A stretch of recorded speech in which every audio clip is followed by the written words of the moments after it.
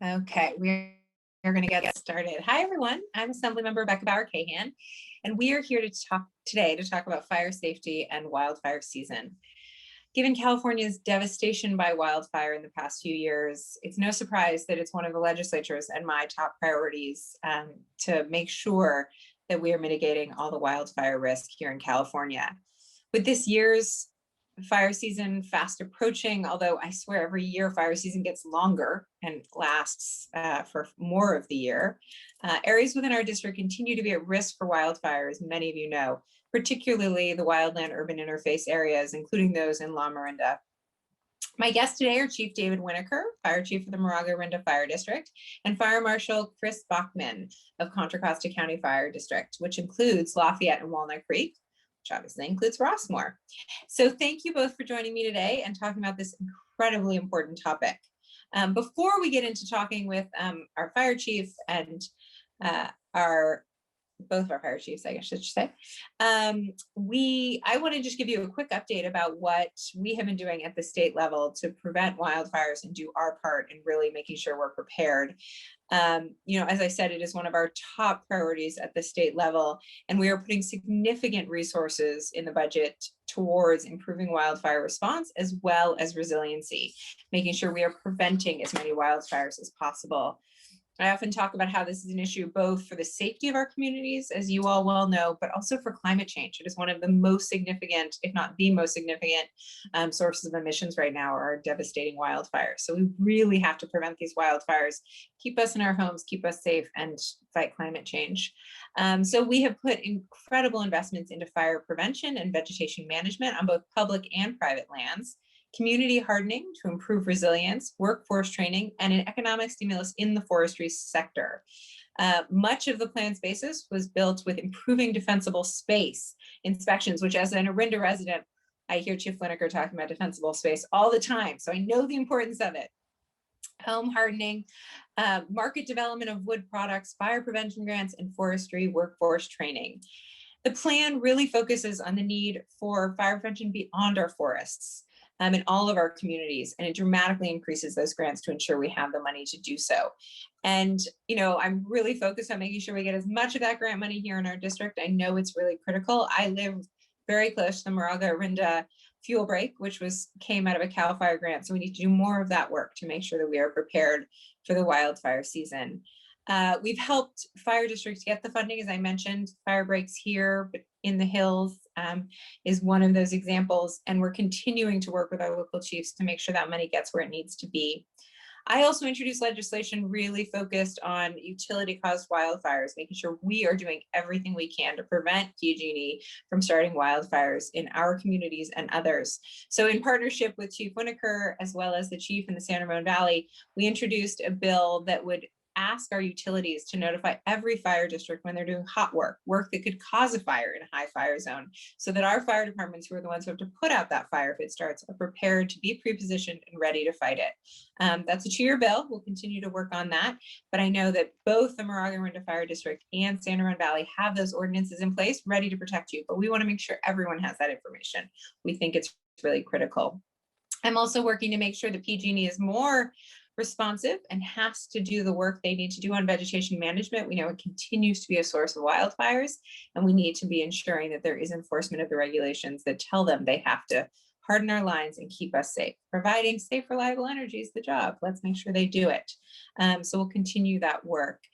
On the environmental front, we put $1.5 billion in the budget to clean up litter and beautify spaces, as well as clean up toxic spaces.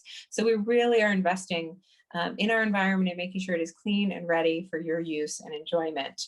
We also put in $1.3 billion to deal with climate change and resiliency over the next 2 to 3 years, which included urban greening projects, sea level rise, infrastructure, community resilience in our disadvantaged communities, and more.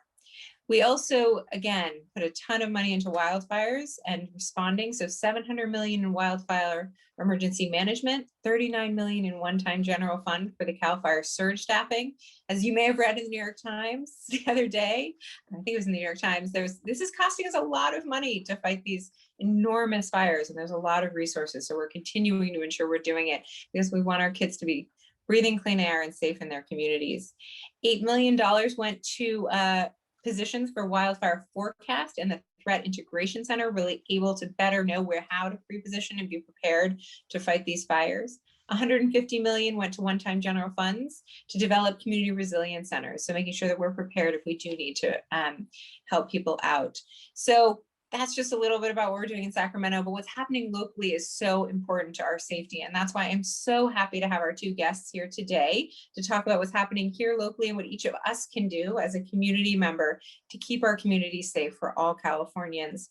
So we have, as I mentioned, Chris Bachman from Contra Costa County Fire and Chief Winnacker from Moraga-Orinda Fire. So why don't I give you guys an opportunity to introduce yourself and tell us what's going on in your fire districts. Chief Winnacker, you want to start? Thank you, ma'am. So I'm Dave Whitaker. I'm the fire chief for the Moraga-Orinda Fire District. As the fire chief, I'm not only responsible for coordinating fire suppression and our ambulance services and everything else, but I'm also the fire code official. And the best way I can explain that is I am charged with worrying night and day about how to protect our community from wildfire, and worry I have. And as a result of that, we've come up with a strategic wildfire prevention plan, which involves both mega projects that we're executing in the surrounding open spaces, most recently in the North Orinda Shaded Field Break, 2019-2020. And we're very excited in the coming months to begin our next fuel break project, working along the western side of Orinda and the southern side of Moraga as we continue our attempts to build a moat, if you will, around the community. But the second part of this is the work that needs to be done with defensible space and home hardening by the residents within the community. And so we'll talk more about that later today, I'm sure. But I would say, as far as an introduction, who I am, I'm your chief fire worrier. And one of the things that I worry about is how we've hardened our community so that when flaming brands and embers and sparks rain down on our community, downwind of a fire burning somewhere to the north, there are not the prevalence of combustive fuel beds, the dead vegetation that can burn, scattered throughout our community that will allow a fire to jump any lines we build outside of the populated areas. So I look forward to sharing some thoughts about how we can best accomplish that. Awesome. I like that you're the chief warrior. I feel like I'm the chief warrior. Maybe we can share it together. Fire Marshal Bachman, you want to introduce yourself and tell folks about the work you do? Sure. My name is Chris Bachman. I'm the Fire Marshal with Contra County Fire Protection District, also the Assistant Chief over the Fire Prevention Bureau. Our bureau is broke up into 4 sections: community risk reduction, code enforcement, engineering, and fire investigation. Contra Costa County Fire oversees the unincorporated areas of Contra Costa County, in addition to 9 cities throughout the county. Specifically in the La Miranda area, it would be Lafayette and Walnut Creek. And we are focusing efforts as well in defensible space, encouraging residents to become fire-wise communities. That's new for us this year. Along with, we've expanded our Crew 12, which is our hand crew, to now 2 different crews. So they are staffed 24/7 through the wildfire season. We're starting to explore options into the mitigation efforts with that hand crew, but focusing on evacuation routes and making sure that the evacuation routes are cleared up. And we're working with County Public Works to hopefully start that process next week in identified areas of concern before our Crew 12 ends their season this year, since they are a seasonal employee, and we anticipate they'll be here for about another 30 days unless the rains hold off, and then we expect them to come in. Well, thank you for that. Such important work. We've been working locally on making sure that the state-owned evacuation routes are clear for folks. So let us know how we can be supportive. It's really critical that if we need to get people out, there are safe ways to do that. So let's start with what each of our listeners can do, because we all have a part to play in this. So Chief Winnacker, can you talk a little bit about what individuals can do to prepare for the upcoming fire season, given where they live or who lives in their home? Sure. So the first thing is universal to all, and that's prepare defensible space. So the fewer things that can burn that are on the ground or in the air in close proximity to your home, the less likely your home is to burn. And we always recommend starting right at the home, that first couple of feet. In the fire district, you are not allowed to have anything that will burn on the ground within 2 feet of the home. That is there's a lot of room to come into compliance with that. And the next thing is to take a lap looking at the roof. Are there collections of leaves and needles and other tree litter in the valleys and gutters of your roof? If there are, you're inviting fire into your home, so to speak. And then working concentric circles out away from the home, looking for things that will burn. Dead vegetation will burn. Things that have ladder fuels where you haven't created that air gap. All of those should be addressed so that you make your home less likely to burn. The other thing, a very low cost, high impact retrofit, is to change out your vents for ember resistant vents. You have either a very fine mesh or a specifically engineered ember resistant vent like Brandguard or Vulcan or any of those others. And then the last thing is preparedness to evacuate. So that means if you need to have a go bag to leave, have that go bag prepared. Make sure you have a way to receive an evacuation order. Your phone is on. The do not disturb mode is turned off during red flag days. You've got an uninterrupted power supply or UPS to keep your router and modem working in the event of a PSPS. And you've got redundant ways to receive an evacuation order. And lastly is if you receive an evacuation order, you leave right now. And all the things that you might want to do in advance, you have exercised those so that you don't delay. Because if we are issuing an evacuation order in this area, that means it is very likely there is a fast-moving, wind-driven fire inbound, and it is time to evacuate right now. And we do not have the luxury of time to think about it and prepare. And so it's a twofold. One, reduce the likelihood of your home burning, and two, decrease the likelihood that you're going to be delayed in executing an ordered evacuation. I have a follow-up question. This may show my naivete, but what are vents usually made of? You said replaced with ember resistant vents. What would I have if I haven't done that? The standard vent covering is designed to prevent the intrusion of animals, specifically birds and rodents. So you'll see up to 1/4-inch mesh, which has no value when it comes to fire. So we'd like to see 1/8 or 16th-inch mesh, or better yet, a specifically engineered ember resistant vent. It's a very easy retrofit. You pop out the old one, you pop in the new one. And tremendously valuable, because as we've talked about before, flaming embers or brands or sparks can travel miles in advance in the main body of fire. And it only takes a couple of those to gain entry into the void spaces of your house. And then you see houses burning when nothing else around them has ignited, and that is preventable and a very low cost fix. I learned something new every time I talk to you, Chief Winnacker. I didn't know about that Thank one. you. Okay. Fire Marshal Bachman, anything to add on that, on how people can prepare? Sure. I'd like to, I'm going to share screen here and go to a document that was kind of mentioned here about a wildfire home retrofit guide. And I've shared with your staff some of the links to these guides, but as you'll go through here, you'll see it covers everything from defensible space to roofs to the vents, windows, fences, and the outside area that you need to do that. It's a great guide. Along with, there's another one that I've shared as well, which is the getting ready for wildfire. I don't know why I keep sharing that same one.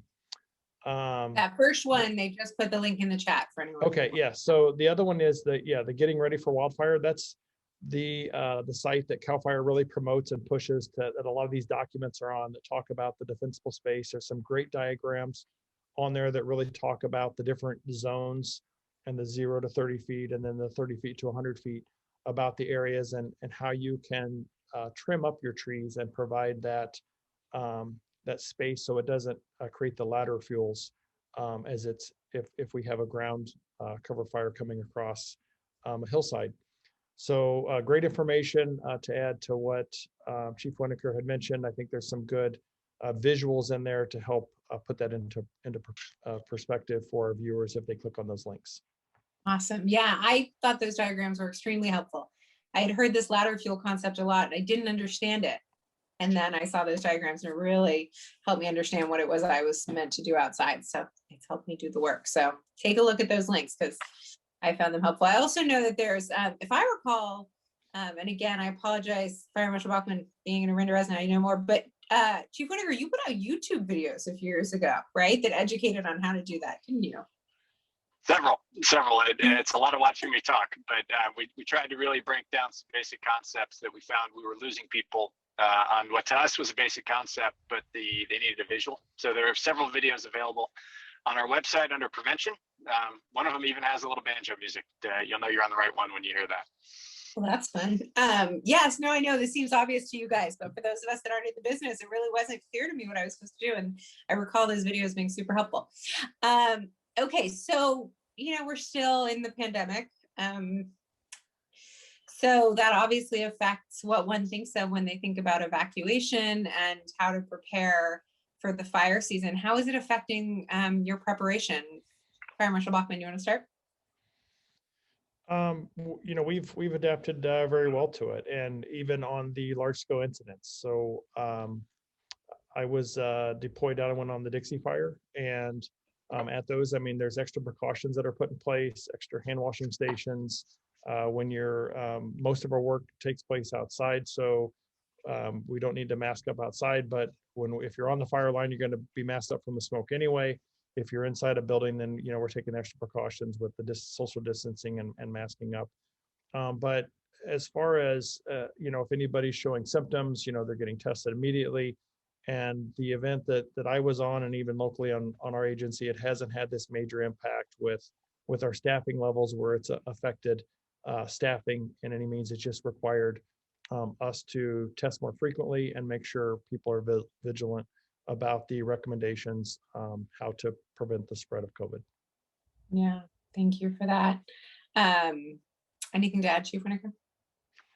I think the biggest challenge we've had, which is in some ways the opportunity, is the inability to hold in-person meetings and events, and the movement to the virtual platforms. We've been able to resume our community walkthroughs and fire safety talks because they're outside necessarily. But that has been limiting. On the other hand, it's brought a lot more people to our events when we can do them virtually. So we continue to struggle with how best to share the information in this setting. But it feels like we're moving through it. And the common denominator here is the residents who are truly interested in the topic and are prepared to do the work, find a way to get the information. And we look forward to continuing that and continue to make this information available to residents with a reminder that not only are these best practices, but they are also fire code requirements. So we really appreciate everyone voluntarily complying with them. Yeah. Thank you for that. I had a walkthrough actually in the middle of the pandemic, and it was great because it's all outside, so it felt very safe. And I will add that, of course, to everyone listening, the best way to be prepared for anything right now is to get the vaccine if you're eligible. It'll keep all of us safer. So, and I want to thank our fire departments have actually been incredible partners in getting people vaccinated and providing folks who can give those shots, especially when we needed more people to do so. So let's talk about, so we talked about what people can do in their own homes to be prepared. Let's talk about what you guys are doing. So what is happening at the fire district level? Chief Winnacker, you mentioned briefly the fuel break that you're working on, but I'd love to hear what else you're doing to get us ready to be prepared if God forbid something were to happen. Sure. Well, the fuel break's the big push. So we are grateful for the state's funding. So $6.3 million to continue the work, and really armed with the lessons from the Northern Initiative fuel break, we think we'll be more efficient and move faster and have a better product than we did in the past. We continue our ongoing effort to enhance and expand the use of prescribed fire, not only to maintain the fuel breaks we've previously created, but to convert some areas where we've seen heavy encroachment of combustible brush, specifically coyote brush, and lots of deposited material, dead trees and branches and those sort of things. Getting fire on the landscape is the most effective, most cost efficient, reliable, and most least disturbing from an environmental or ecological standpoint. This is an area that is adapted to fire. Before we all got here, it burned every 3 to 5 years. And the disruption of that natural burning cycle is a large part of how we got to our current problem with overloaded fuels and exposure to explosive wildfire growth. So we continue that. We've had a lot of luck and a really positive experience with our Fire Adapted Community Ambassadors, or FAC-As, where we've trained up some residents as volunteers. We gave them vests and turned them loose, and they've been out spreading the gospel, prevention and preparedness throughout their neighborhoods. And we're on the cusp of expanding that to a more larger community-wide endeavor beyond its current pilot status.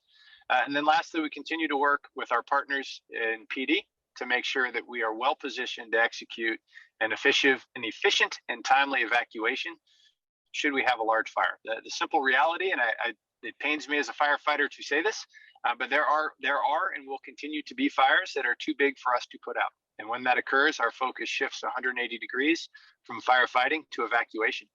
And it's critical that that effort is tightly coordinated and synchronized with our law enforcement partners with whom the authority for evacuations resides. To include, as Fire Marshal Bachman mentioned, fuel mitigation on evacuation routes. If the roadsides are opened up, we're less likely to see direct flame impingement negatively impacting our evacuation routes. So that's our big push. We continue to do some experimentation work in the tech space. That's an ongoing effort. It's slow and steady progress there. And our challenge becomes that the tech partners who have existing functions which lend themselves to novel uses in the wildfire or evacuation space become very, very concerned about liability as soon as you say fire. And that's really inhibiting our ability to use some existing tech functionality that the infrastructure and the hardware is already out there in widespread use throughout our community. And there's some liability concerns that prevent functionality that has a firefighting or an evacuation component from being unlocked. So we continue to work on that, but that is a slow uphill slog. Interesting. Well, thank you for that. And I know you segued right into what I was going to ask Fire Marshal Bachman about, which is he mentioned that they've been working on technology and evacuation plans in the area that you work so diligently in. So you want to talk about that and what else Contra Costa Fire is doing to prepare us? Sure. So to expand on the evacuation planning, there's a new platform that's coming out throughout Contra Costa County called Zone Haven. Moraga, Orinda, Lafayette are all online on the Zone Haven platform. You can go to Zone Haven Aware to get more information and make sure you understand what zone you're in. Because the key to that is if evacuation is necessary, it would be identifying, what areas need to be evacuated, because it most likely isn't going to be the entire community. It's going to be done in a strategic approach. It's going to be done by sectioning out and saying, this area is an immediate evacuation and these areas are in a warning. Warning is kind of that last minute, hey, this is the time that you have. Hopefully you're already prepared. You may want to get that go bag ready, go ahead and load it in your car, make sure you're rounding up your pets, because that warning at any time could turn into an evacuation order. So it's a great website. As people then understand what zone they're in, and as the information starts to come out when a community is evacuated and it is just a zone that's evacuated, they can actually see how far away that zone that's being affected is from where their home is.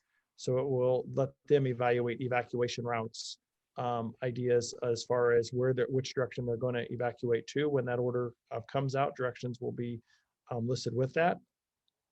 But it's just one help of the awareness piece to what's going on, what areas of the community is affected, and what area is in a warning. In addition to that, we're working with PD. So a perfect example of that is there's always been the concern in Rossmore of we have 10,000 residents that live in a community with one way in and one way out, and how could we possibly evacuate that many people in a short time frame? Well, it's going to be done through evacuating zones. In addition to that, if there was a mass evacuation that had to occur all at once, we're developing those pre-plans to where we could evacuate through a contraflow method where we open up all 4 lanes and direct them in a single direction where they're going to go against traffic. But PD would be coordinating that to say they've already shut down the roads miles ahead from there to not allow anybody on that road. So we could have 4 lanes coming out of Rossmore, all heading the same direction. As you come out in the right-hand lanes, you're going to take a right and head towards 680. As you come out in the left-hand lanes going against traffic, but it would be shut down, you're going to go left and you're going to dump onto 24. So developing these pre-plans and these strategic initiatives to, if we had to do contraflow evacuations, it doubles our ability to evacuate a large area, but it's coordinated and you have to pre-plan that ahead of time so you're prepared in the event that it's necessary. Thanks for doing that. It's so important. One question about Zone Haven. Does one need to go on to register to be in their zone, or it's just automatic that I'll get notified if my zone were in one of these warnings or evacuations? So Zone Haven doesn't alert you. That is the tool that we're using to identify to CWS, our community warning system, to what areas need to be evacuated.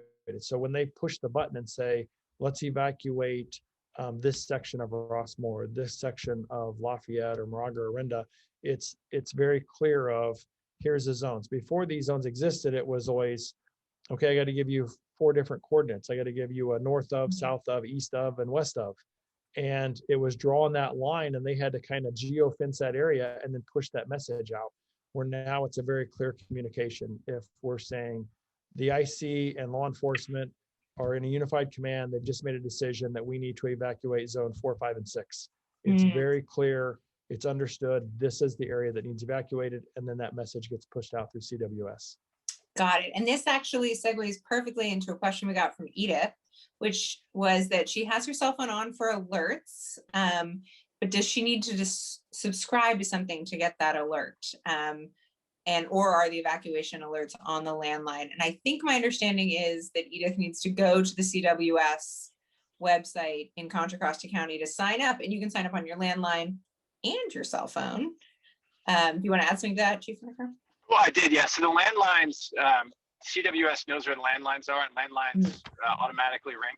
The challenge is cell phones, we don't know your address. And so it's critical that as we see an increased prevalence of cell phone use, usually to the detriment of landlines, particularly copper-based landlines, you need to go on the CWS website, register. You can register your phone, your email, and then if you got other people in the home, every device in the home should be registered. And that way you increase the likelihood that that alert gets through.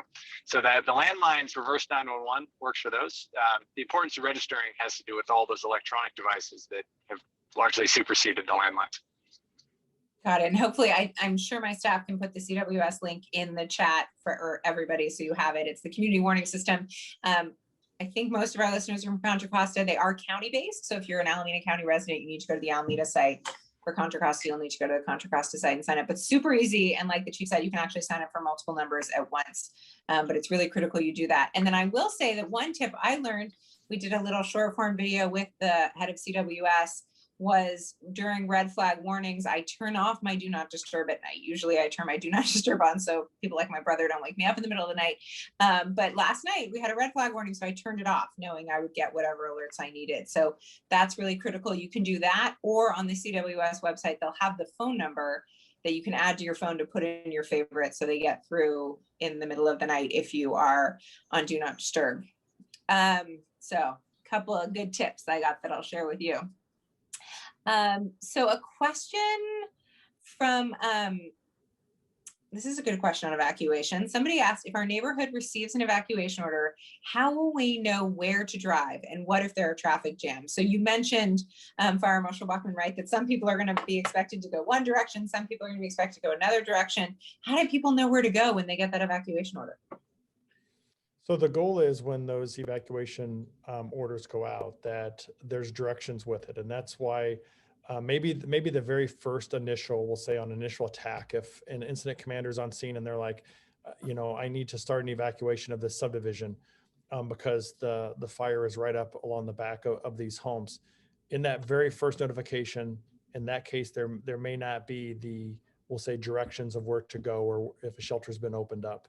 But as the incident expands and as, those coordinated efforts with law enforcement and the IC, the fire IC are making decisions of which areas to evacuate, that's a coordinated effort that law enforcement officers, they're pre-positioning them at certain intersections to direct traffic, and they have a plan on where they're going to direct people to. So in some cases, you're not going to have that decision of which way to go, where you want to go. It's going to be, we're directing you out to a major thoroughfare so you can get out of the area.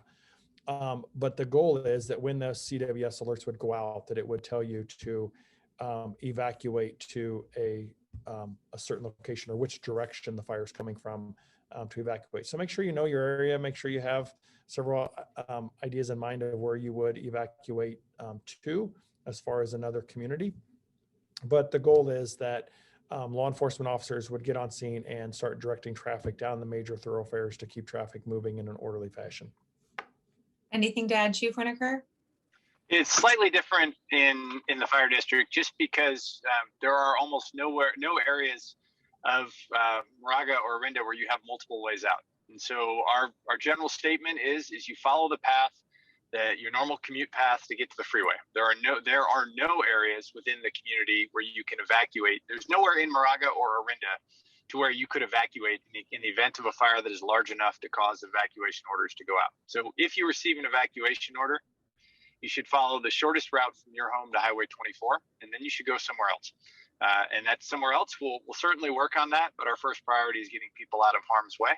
And there just simply are not enough alternate routes. And one of my ongoing concerns is I'm regularly confronted by people who have been here for a long time, who have some scheme about how they're going to outsmart the fire. They're going to cut through a driveway and they're going to jump a fence and they're going to do some sort of combination of non-standard things to outsmart the fire. And the right answer is you follow the shortest route to the freeway.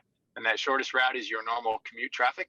And the fire is generally going to be coming from the north or northeast on a wind-driven fire coming out of the watershed. And if you look at where our commute routes to 24 go from North Orinda, they all go away from that direction. So there's no circumstance under which people should be headed north to try to outsmart a fire. You should be getting to highway, if you live north of 24, that is. So you're following the shortest route to Highway 24. And exactly like the fire marshal mentioned, as the incident expands, as we get more law enforcement resources become available, we'll have folks posted up to help expedite traffic and provide directions. But the primary response we hope for from our residents is that are in receipt of an evacuation order is to follow the shortest route to Highway 24 and then leave the area. Awesome. Okay, so this question, I have to say, I know what my route is because I had a drill with my zone many years ago that Chief Winnacker put on, where they did exactly what you heard Fire Marshal Bachman talk about, which is change the traffic pattern and see what would happen. And so, but we have Councilmember Kwok from Lafayette asking, is there a plan to conduct practice evacuations using these zones, and who should lead those? And I wonder both, I know Moraga Orinda has done them. I don't know if Contra Costa Fire has, but is there a plan to do more of those, and who's going to put those on, and what should we expect, Fire Marshal? So to have those, it's of course a coordinated effort. It's the last one I participated in was just before the pandemic. We did it in Walnut Creek, and it was with Walnut Creek PD, the Sheriff's Office, Contra Costa County Fire, and CAL FIRE. So it's always going to be with your local law enforcement, your local government fire department, and then typically we have CAL FIRE participate in it as well. So usually when you're going to coordinate that, we always say, start with the local PD, and then we'll make sure the other important players are in attendance, because it would be a unified command decision as we're evacuating areas. And we all work well together, and it's just getting that coordinated effort of, we'll start with the local law enforcement, fire department will get involved, and then we'll get the state agency involved to participate as well. Awesome. So are there any plans for some, or should Councilmember Kwok reach out if there's interest? I know Rossmore has been pushing the hardest because they have not had a major evacuation plan, or we'll say a exercise in many years. So I know that they're pushing the hardest with Walnut Creek PD to do that, because they're wanting to test out their zones to see, how will the system work? What if we do the contra flow traffic? Is it really gonna, be able to dump portions of Rossmore as fast as you say it's going to be able to exit the residence? Awesome, thank you. And Chief Winnacker, do we have any more evacuations planned in Moraga and Orinda? We do them on an annual basis. They were completed in July. We try not to do them this time of year because of the potential for confusion. That a drill, this just happened. Berkeley did a test of their system on Saturday, simulating a red flag, and on Sunday there was a real red flag. And I know from the confused emails I got from my mother, who's a Berkeley resident, that it was hard to extrapolate what was what between the two. So we do ours in June and July. They were completed for this year. We've transitioned to virtual evacuation exercises, which do everything in the evacuation process other than people getting in their cars and driving. And we've found from the full-scale evacuation exercises we ran in 2018 and 19, that the driving part has the lowest return on investment and is the highest cost as far as the resources it takes to safely coordinate that. So we'll continue to run the virtual evacuation exercises on an annual basis in June and July. Awesome, thank you. And a follow-up question about Zone Haven is, do we have a date by which Walnut Creek and Rossmore are going to be included? The last email that I had was Walnut Creek anticipates they're about a week out from getting their zones completed. Rossmore does have their zones all identified. They've already been distributing material of knowing your zone. In addition, Rossmore's even putting up signs as you enter a new zone where it's all going to be color coded. So as they have visitors or as people are maneuvering in and about the community, it will help them memorize and get to know the Rossmore community of the different zones based on number and coloring system. And they're promoting that today with brochures and handouts and electronic documents. So although it's not live, we know that the Rossmore residents are already getting to know their zone. So when it does go live here in the next week or so, we know they're going to already be one step ahead of the game. Got it. Okay, one more evacuation question, which is an important one because I've heard Chief Winnacker say this a lot about my kids' school. So somebody said, I have kids in school. I feel like they're safer if I go to get them to evacuate in my car. I see Chief Winnacker shaking his head. Can you explain why schools have shelter-in-place orders and why that is safer? Chief Winnacker. Certainly.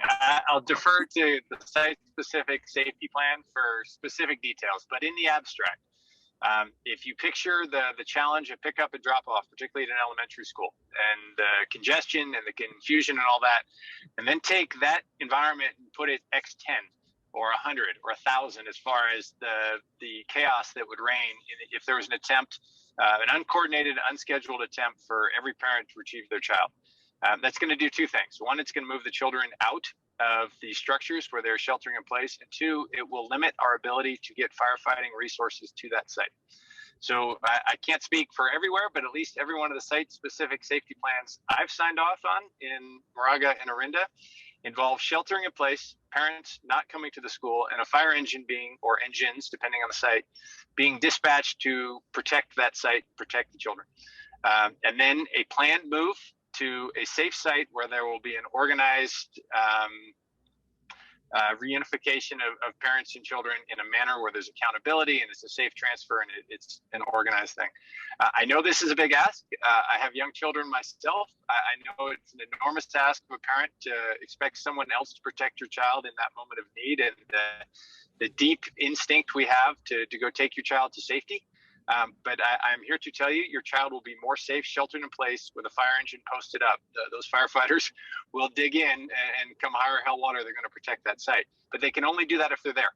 And you can't stretch water. And so if the engine with the firefighters and the hoses and the water and the pump that are needed to protect that site are hung up in a tangled mess of abandoned vehicles a quarter mile away where parents have left their vehicles and rushed to get their child with their own hands, we're putting everyone at risk. And once you've got your child, the next question I would ask is, where are you going to go? Because everyone else's cars are going to be abandoned around yours. And disentangling and getting out of that is going to be really, really difficult. So I know it's a great ask. I know I'm asking you to put a lot of confidence in our ability to fight the fire. But I would ask you to give us the chance to protect those sites. And if there are stacked up cars and parents and all those things, it's going to make a hard job impossible. Yeah, no, and I know I can say he truly is the chief warrior. I get to work with him a lot, and he spends a lot of his time worrying about our children and doing everything he can to make sure that the resources are there to make sure that our kids are safe. I was just at a meeting the other day about a new facility being built in one of the Orinda schools, and they told me that Chief Winnacker consulted on it to make sure that it was as fire safe as possible. So they are doing their best to make sure our kids are safe, and it really is incumbent upon us to listen. Anything to add, Fire Marshal? No, I think he said it best, and the best way to kind of think about that is as you go to pick up your children on a daily basis, how congested, how bad that traffic is, and it's even organized of trying to pick up your kids in an orderly fashion. Now then add into the mix of everybody trying to evacuate in all the residences around that school, because if you're like me, around when school's letting out, I avoid those areas like most people do, because you just know the congestion is going to be so bad. Where if an evacuation order has went out in those areas and now you have everybody leaving, it's just going to make it tenfold. So it isn't I know how to maneuver the system. I've got a special route that I always travel to go pick up my kids. I hit down, this back street, or here's where I always park. It's not going to be your normal traffic pattern, even if you have the system worked out today to pick up your kids in an orderly fashion because of the mass evacuation that would be occurring in that neighborhood. Yeah, thank you for that. It is a big ask. I can't agree more with what you said, because I have little kids in school, but I trust you guys. I know how hard you work and how much you care about the safety of our communities. Okay, a lot of questions about home hardening. So let's get to some of those. So Oscar from Orinda says, I've done everything I can to make my property safer for fire risk, but my neighbor has not done anything.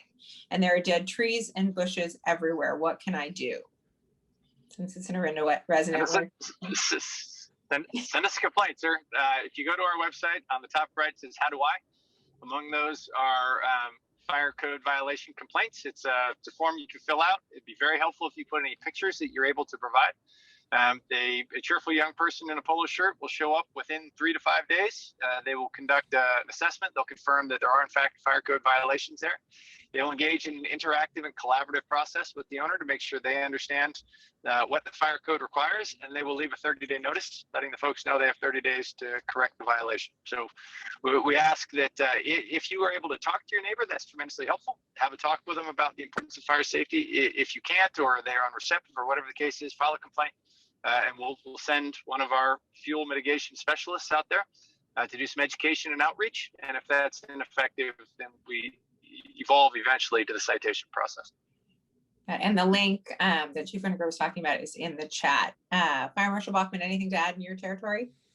You could just go to our website, and we have a phone line that they can call and leave a message on, and then we can follow up that way as well. So it sounds like either district has a process, and all that information is on either one of our websites, depending on which district you're in. Awesome, thank you. Okay, here's a question. Kathy asked, I've read a lot lately about how to harden my home to reduce wildfire risk, but the cost of cutting down dead trees and brush is just so expensive. Can the city or county do anything to help me afford it? Fire Marshal, you want to start? So part of it is there are some grants out there through the Diablo Fire Safe Council. Now it is limited to $5,000, and it does have to be a group of neighbors that are applying for that, as far as, we'll say, a project. The disadvantages to that is it's probably going to be a year before you're going to receive that funding. What I would recommend is, just because it may be overwhelming or a large amount, tackle a little bit each year. Of course, starting right next to your house, probably being the most critical area to provide that defensible space. So, just look at what can you do in the immediate area of your home.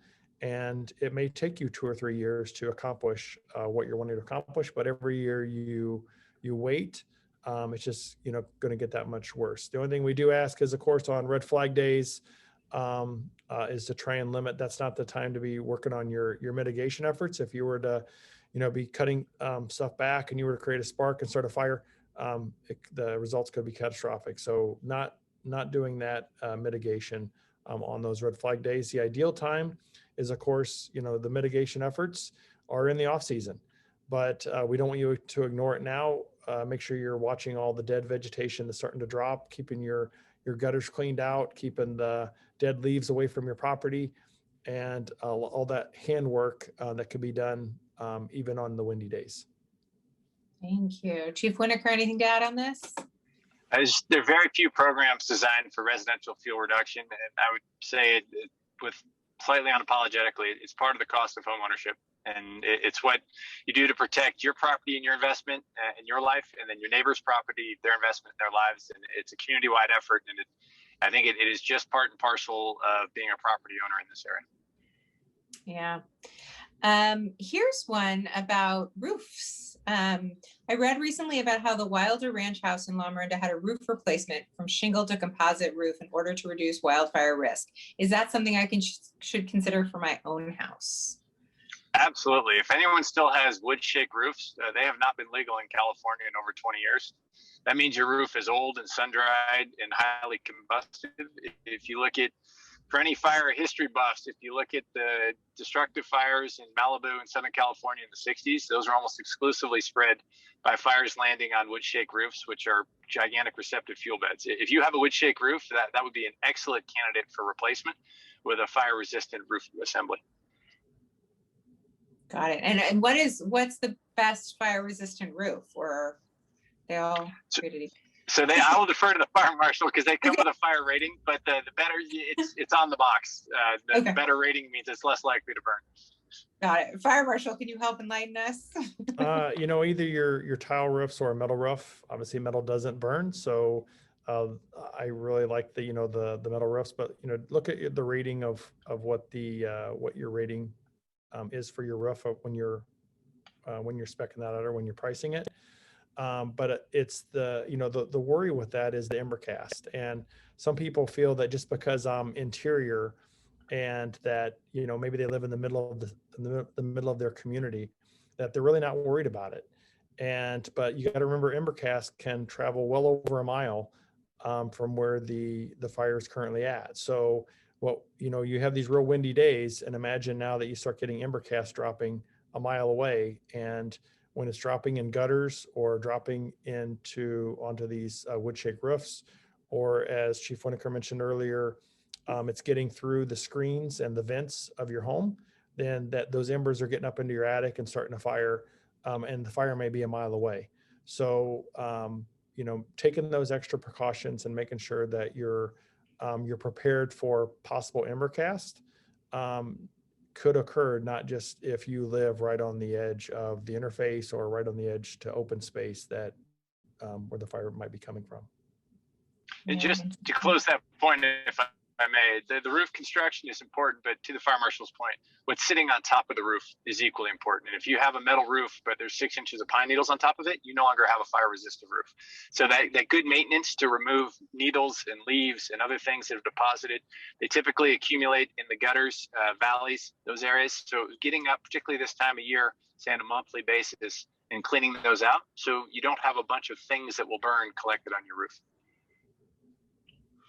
Got it. Okay. I have to say, ever since years ago, you told me that cleaning my gutters is part of being fire-wise, I'm better about it. So hopefully everyone's equally. Thank you. That's one less home I will worry about that. So another question here about, this is interesting. So there are proposed Department of Insurance regulations that would require the risk models that insurance companies are using to take into consideration both community level preparedness, so fire-wise communities, or individual home preparedness for wildfire in determining eligibility and cost of insurance. Do you think that would help motivate people to do the work you're asking them to do?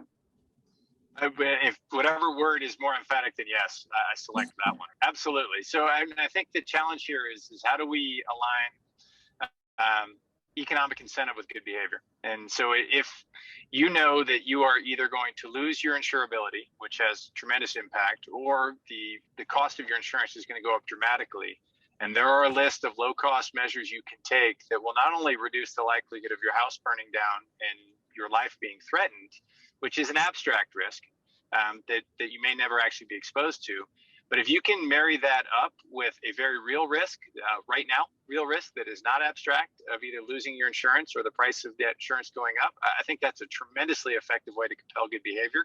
And we support it as greatly as possible. One of our conversations with the insurance commissioner and with members of the insurance industry has been the sense that our community is essentially being penalized because our community is doing a great number of things to reduce our exposure to wildfire risk. And the current model doesn't allow them to ingest that to accurately price the risk in our community. And so we're being judged by a blanket standard that does not account for all the good work that has been done. And we are enormous fans of anything that will accurately account for and then price risk as a way to, one, give credit for the work that has been done, and two, to compel good behavior. Because we're never going to have the 14,000 parcels in the district. We're never going to be able to go conduct 14,000 site inspections and follow-ups and so forth. On the other hand, if the insurance industry is doing those to our standard, which is also, that's included in not only state law, but in local ordinance that MOFD adopted, an insurance company cannot require you to do things that exceed the local standard.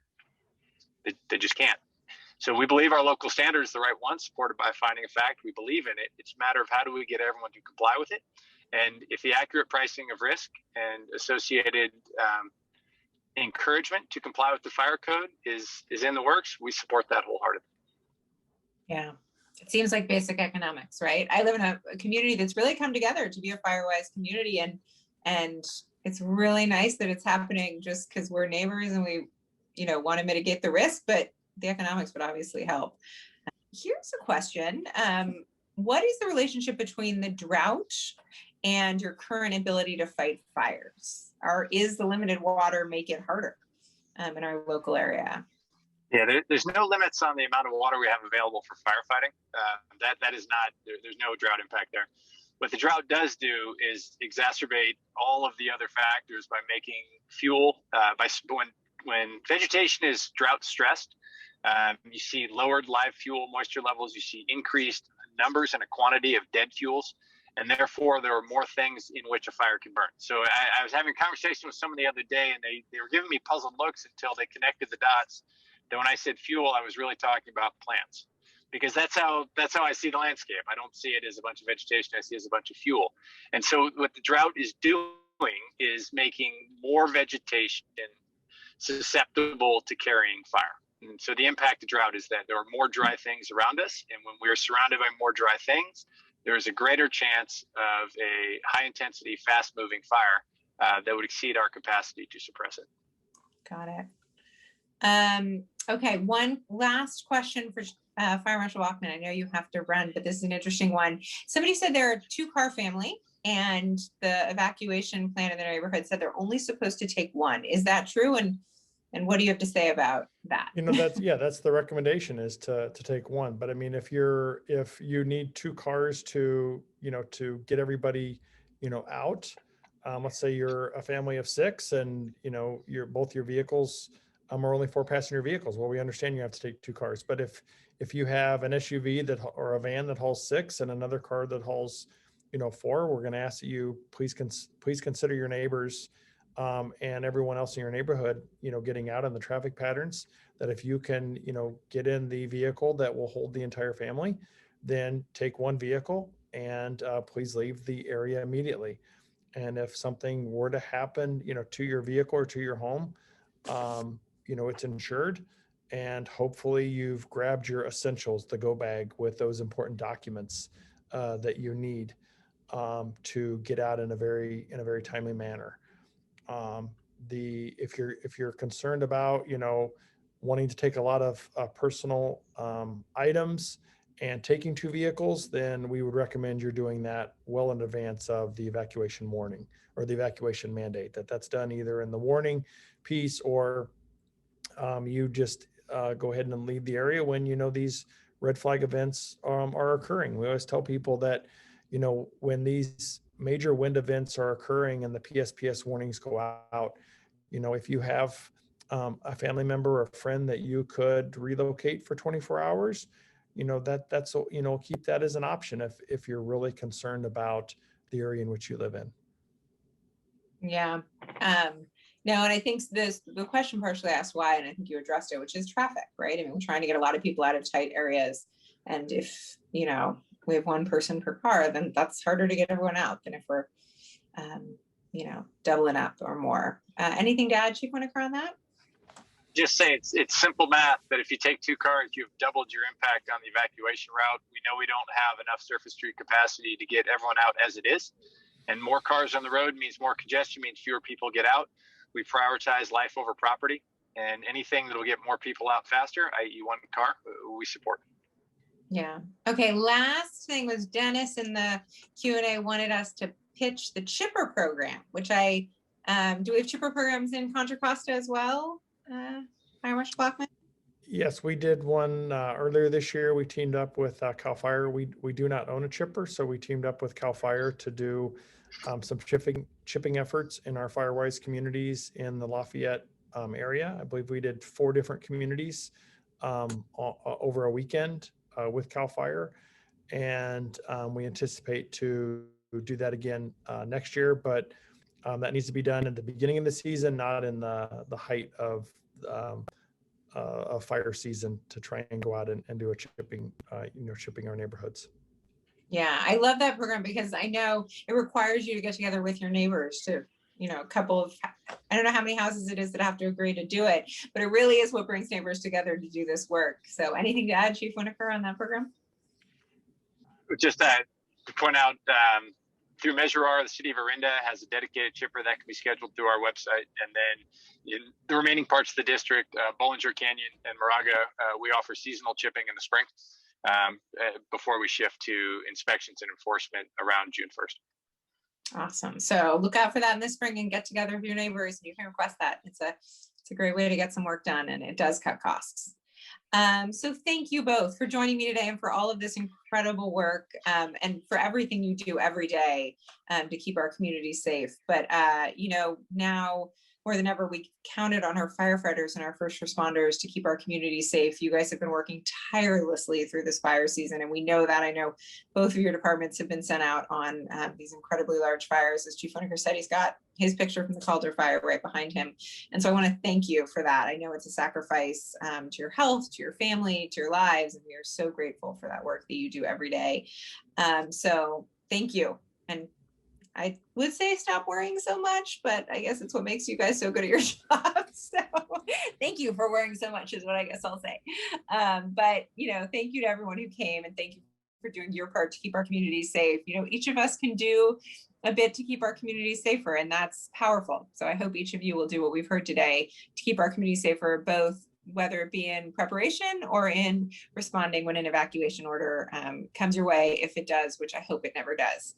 And I mentioned vaccinations a little bit earlier. We're doing incredibly well in Contra Costa County. We have more than 81% of those eligible vaccinated and 88% partially vaccinated. So keep it up. If you know anyone who hasn't, please urge them to get a vaccine. There are plenty of ways to continue to do that. But continue to wear your masks and keep everyone safe from COVID while we can. Things are going in the right direction, and we want them to continue that way. And hopefully our kids will be vaccinated soon too. As a mom of young kids, that is an exciting development in my life. But I promise you, this is top of mind for me and always will be. And I will be back in Sacramento focused on both moving legislation and resources towards protecting our communities from wildfire and preventing them. So lastly, I just want to say, don't hesitate to reach out to our office if you need any assistance with any state agencies, or if you have any questions. We never get to answer all the questions. I apologize for that, but we're here to help. So feel free to give us a call or shoot us an email. And thanks again for coming.